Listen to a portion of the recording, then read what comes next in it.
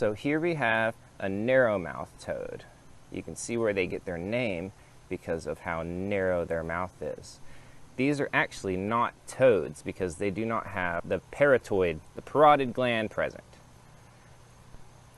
The name is actually a misnomer. Now these little toads have a really high pitch, almost screaming noise.